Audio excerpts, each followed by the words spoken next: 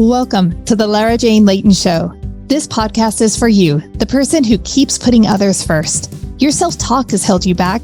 You no longer need to take a second seat. Let's explore ways to overcome self-doubt. You can silence that inner bully voice and achieve your full potential. Here's your host, Lara Jane. Hello, listener. It is your host, Lara Jane, and I am so excited to introduce my new best friend to you. Her name is Cassandra.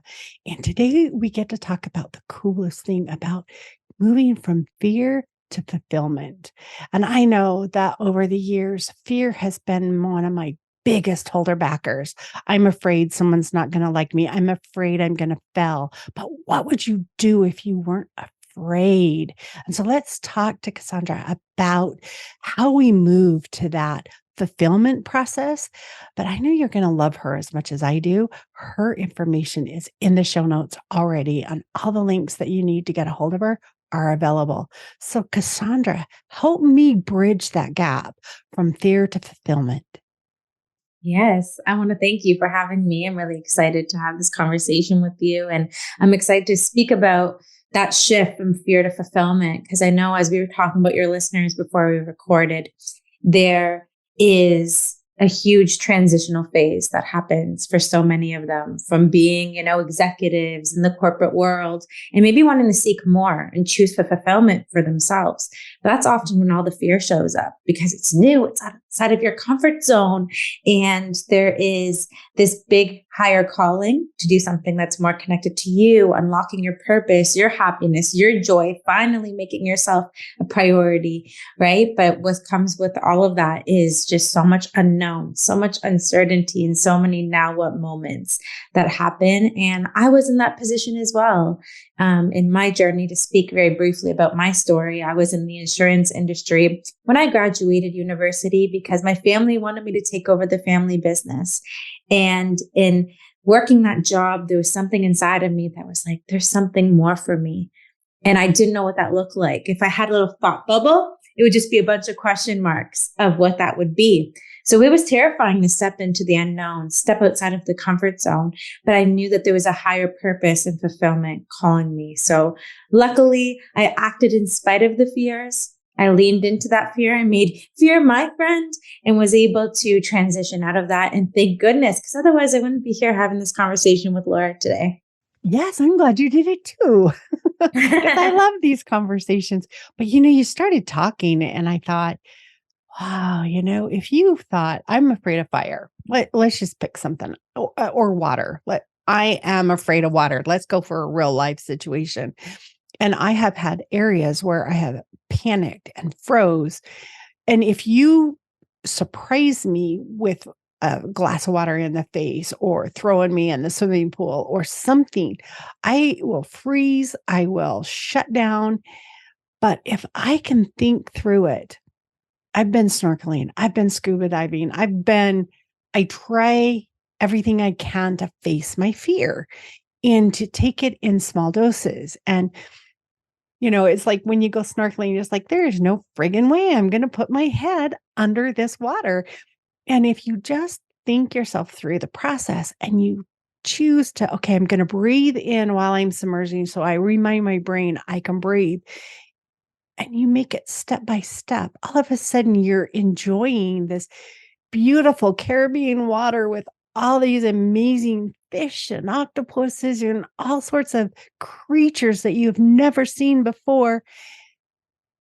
And all those steps of getting through, I put on the fins, I rented the equipment, I got to the water, I got to the things.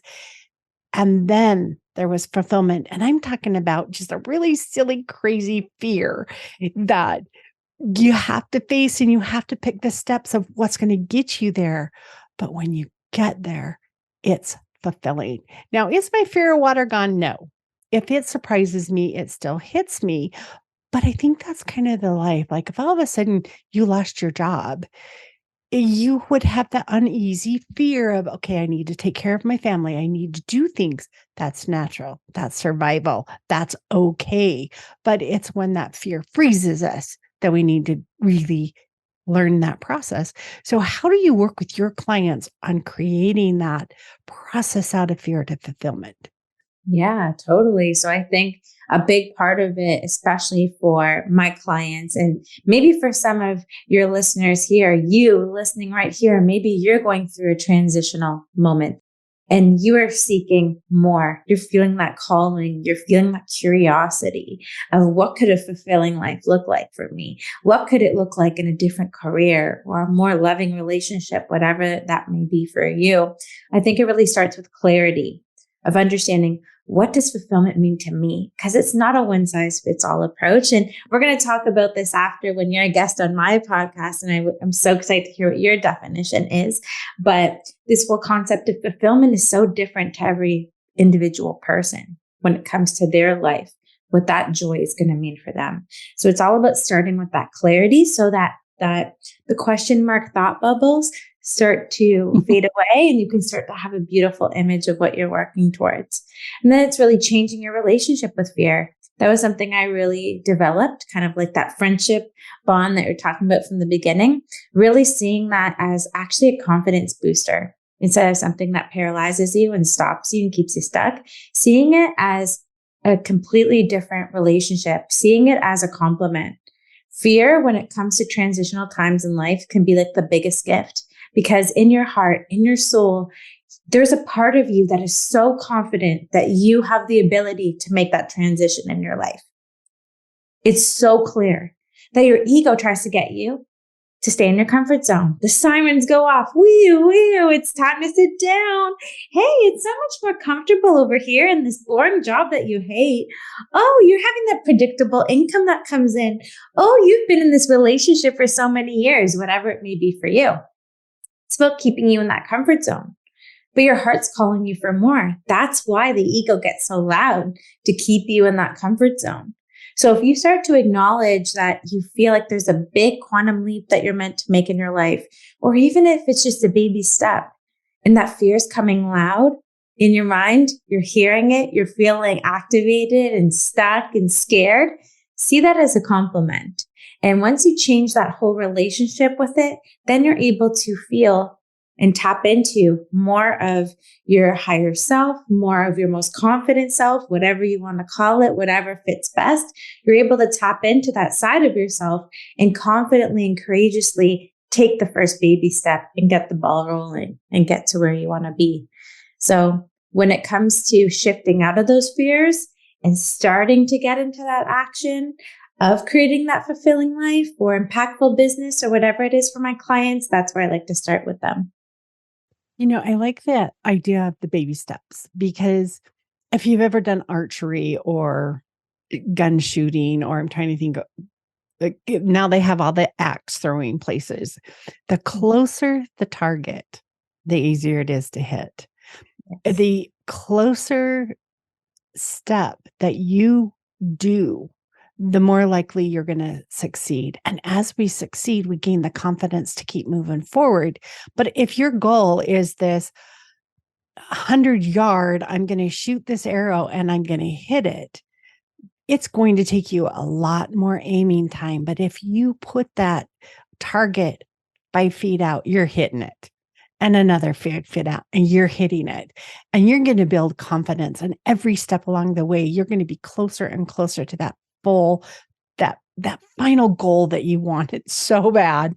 But you didn't have to take on, oh, what if I fell here? Or what if I didn't aim? Or what if the wind comes and blows my arrow off target? Things happen. So baby steps is so rewarding, because you're almost guaranteed to succeed. And I love to have done something I tried to do and it worked.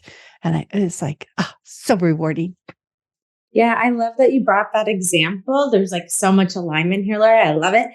When I took one of the most transformational personal development courses that I ever took, I learned a really powerful statement, mantra of ready, fire, aim, instead of ready, aim, fire. So if you spend all the time trying to create the perfect plan, get your aim perfect, like getting in your head, getting that stuckness, you're not taking that action. You're not taking those baby steps. You're not getting going, right? So sometimes ready, fire, aim is the best way to approach it, because the more that you're just taking those steps and shooting your shot at the thing that may seem so far away, eventually you're going to hit the target, right? And I think when you take that approach, there's so many powerful lessons that come from that, from just taking the action and figuring it out along the journey instead of having to get stuck in the perfectionism. Because when you get in the perfectionism, more fears come up. Oh, this doesn't go right. So I love that, there was that alignment there. So I really want to touch on that. And I think with my clients, how I help them move through that is I call it the circle and start method, in which you create some sort of goal that may be big. It might be that one that the target's far away. And you get into this space of hypothesizing, what are all the baby steps I'm going to need to kind of get there? Write it all out, and then label the first 3 that you feel that you can focus on and start. Circle the first one and start. So that way, that stuckness of the how that can happen when you're creating fulfillment and you're moving through your fears, you always have a go-to place to help yourself work through the how and the journey and the baby steps to get there. Right. And you don't have a smorgasbord of things that have to be consumed now. Mm-hmm. Go take the things off. This is what I can consume in this right now process. Yeah. Take it and work on it. And you don't have to think about that million other choices on the buffet island, because they're not important right now. The final goal is, but in my experience, and maybe I'm weird, but sometimes my final goal changes as I make these baby steps and I learn more and more about what I'm doing, and to allow myself, it's okay to have that change. And I think allowing ourselves to make changes is important, as, I think sometimes if we look too much at that very, very final target, and then society, and I know I'm blaming it on society because I like to blame them on something else besides me, but they set this expectation that if you change your mind, you're bad. Mm-hmm. Like, you get into a marriage and you get divorced. Oh, you're bad. You're not worthy. No, I have a different goal now. This worked for me for a while. It's not still working for me. It's okay to move on, but society's saying no. And so we have a little bit of shame if we didn't meet that original expectation. And that's so silly. It's okay to change. Oh, yeah. No, I love that you're speaking to that, because I like to call it destination syndrome. When you're so obsessed with the final result and things going to the perfect plan that you lose sight of the enjoyment of the journey, and you lose sight of like the evolution of you evolving as a person, and giving yourself permission to refine and switch up the plan, that you could have, and refine the destination that you're going. It's not wishy-washy to change. It Mm-hmm. is enlightenment. As we become more enlightened of who we are, final destination switches. And I appreciate all of the destinations I had in mind along my path. Most I got, some I changed before I got there, but it was the choice to walk that direction that got me where I am today. Had I not started that path, I wouldn't have seen the new fork in the road and changed directions. Yeah. Yeah, 100%. And kind of the example that's coming through to be shared is like, the connect the dots when you're kids, right? Mm-hmm. You're generally making this general picture. It could be a dog, but maybe you don't know what that dog looks like, right? Because might not have that picture. And life is all about taking those baby steps, connecting each individual dot. And you don't know why you had to connect each individual dot. You didn't know what part of the dog of connect the dots that you were doing until it's done. And you're like, this is why things had to unfold this way. This is why I had to overcome this fear. This is why I thought this was the destination that I was creating. Maybe when you're doing the connect the dots, you thought you're making a Dalmatian, but it ends up being a Cocker Spaniel. You don't know until it's done. So it's really leaning into those fears and changing that relationship and allowing that fulfillment to come once that connect the dots is all complete. I've never used the connect the dot analogy before, but what an amazing analogy. We think we have to do 1, 2, 3, 4, 5, 6, 7, 8, 9, 10. But guess what? If you do 10 to 11 right now, that's okay. You can do 1 to 2 later. You can do the connecting the dots in any order that fits your process, just because the originator thought you needed to do it a second way. And if you want to go 10, 9, 8, 7, 6, you can do it backwards. It doesn't matter. Yeah. You will still get to where you know that picture is. And so how empowering is that to know that you can take all those segments of that picture and you can do them when you choose and how you choose. Yeah, totally. That's a unique perspective I haven't even realized too within that example. So I love that. Well, you brought it up. No, it was a great analogy. So thank you. You're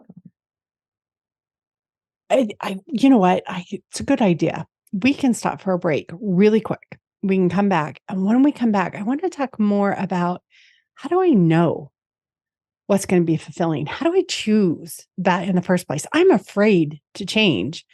How do I start identifying that thing that I'm going after? So let's be right back.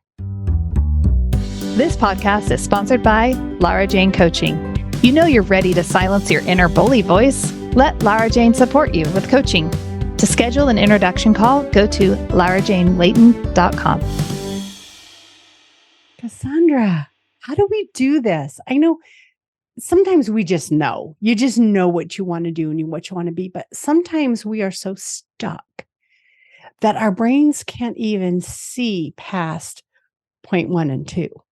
Mm-hmm. So how do I get to a point where I can actually look for more of a future and think that integrates, that fits well with me? I think we all have a dreamer side to us. I think we all have this thing that we've had maybe for a long time that's been running behind the scenes that we're like, one day, one day, one day. So I think it's giving yourself permission to explore that, giving yourself permission to be scared about it and feeling those feelings and honoring that. It is scary to leave the comfortable job with the comfortable income. It's scary to leave that relationship that you've been in for a long time that may feel predictable at this point. Give yourself permission to have those fears when that dream comes up, because it might be big. And so many of us now in this moment in time are wanting to do things that are impactful for our families, for the world. And they are big dreams. So it is scary. Honoring yourself for that and really just giving yourself permission to dream. Connect with that childlike wonder. You know, when we were kids, like, what do you want to be when you grow up? You're like, I want to be a firefighter, or I want to be an astronaut. There was nothing stopping us. So kind of reconnecting with that version of ourselves that had permission to dream. Not the versions that maybe our parents were like, you can't do that. Or a teacher in school or a bully in elementary school that told us you can't do something. It's kind of reconnecting with that wonder, allowing the fears to come up, feeling it, and doing it anyway, acting in spite of them. You know, and you talking about changing jobs and these major things, but we can even use this same fear to fulfillment, staying in our current role, staying where we're at. Sometimes we have that imposter syndrome. And it's how can I feel more fulfilled in the role because I love it. I love what I'm doing. I love how I connect. I love whatever it is, but you are still fearful and still not fulfilled. So fulfillment doesn't require huge change in direction of life. It changes some baby steps and changes in your internal perspective of what you're doing right now today. Totally. Totally. And I think it's changing that perspective about fulfillment, right? Some people, fulfillment and achievement are intertwined together. Only when I get that big house, or only when I get that promotion, or only when I become a full-time entrepreneur, whatever that mean from someone, then I'll feel fulfilled. I'm going to go and I'm going to blame society, just like what you did earlier.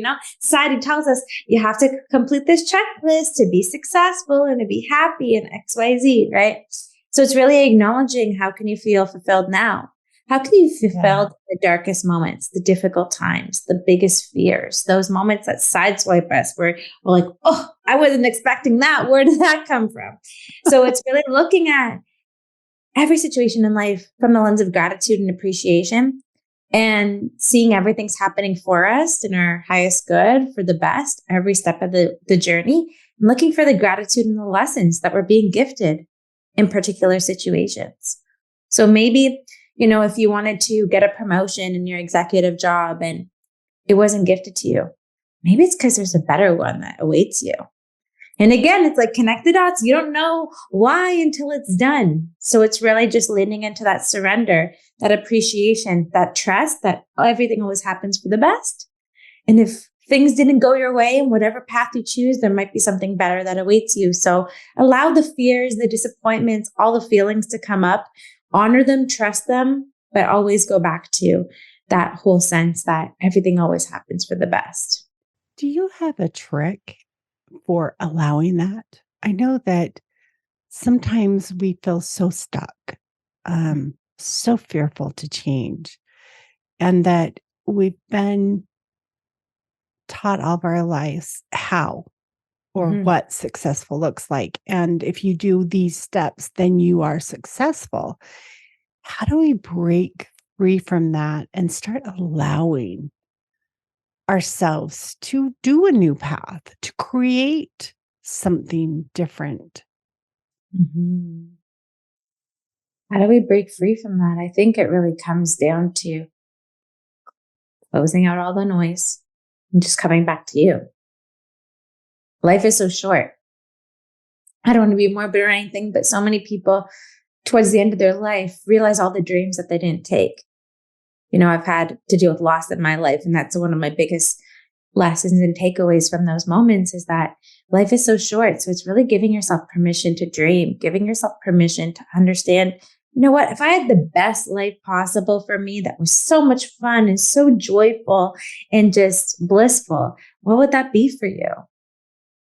What would it be in the day-to-day moments? What would the perfect day be? What would that day in the life of you be? And giving yourself permission to just take even a baby step towards that every single day. So if it's like, hey, you want to focus on feeling more healthy in your body. Okay, maybe it's drinking more water could be your first baby step.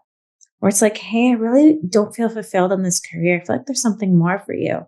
Maybe it's just spending 10 minutes, putting a timer on your phone and checking out some job postings, or hopping on a LinkedIn and seeing what's available.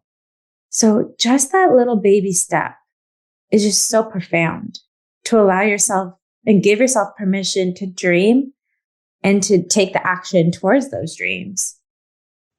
It kind of brought up an idea of, when I started into what I'm going to call my woohoo-ness, I've been corporate America for 30 plus years and driving down that road. And things started enlightening me to a different type of world other than financial rewards.